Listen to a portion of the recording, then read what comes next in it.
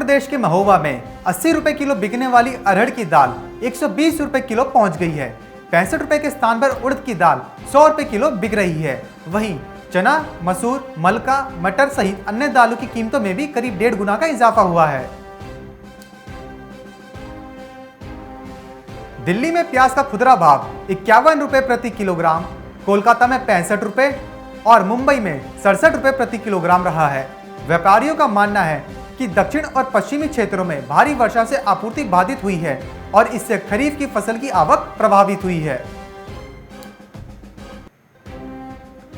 भारत का चीनी उत्पादन चालू महीने से शुरू होने वाले 2020-21 के विपणन सत्र में 13% बढ़कर 3.1 करोड़ टन होने का अनुमान है।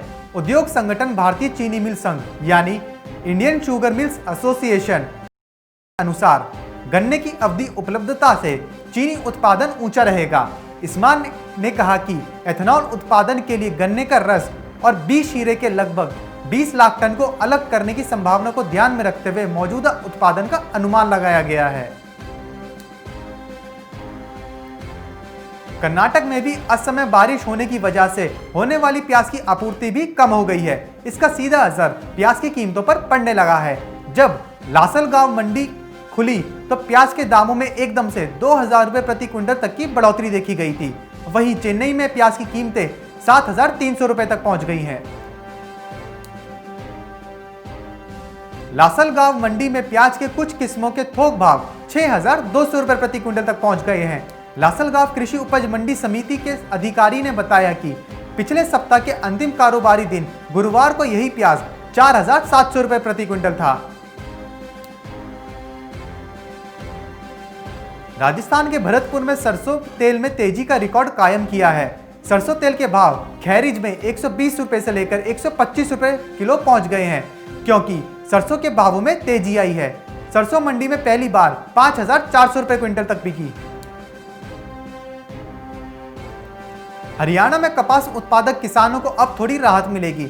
हिसार के उकलाना में भी अब कॉटन कॉर्पोरेशन ऑफ इंडिया का खरीद केंद्र खोला जाएगा। इससे किसानों को अपनी कपास की फसल बेचने के लिए ज्यादा दूर नहीं जाना पड़ेगा। राजस्थान के पाली में उमेदपुर पटवार हलका के आसपास के गांवों में शाम को हुई बारिश ने किसानों के सपने पर पानी फेर दिया है। कपास की फसलों को जुलाई महीने में टिड्डियों ने नष्ट किया था। वहीं अब हवा के साथ बेमौसम तेज बारिश ने किसानों के सपनों पर पानी फेर दिया। बारिश ने कपास की फसलों को बुरी तरह से प्रभावित किया है।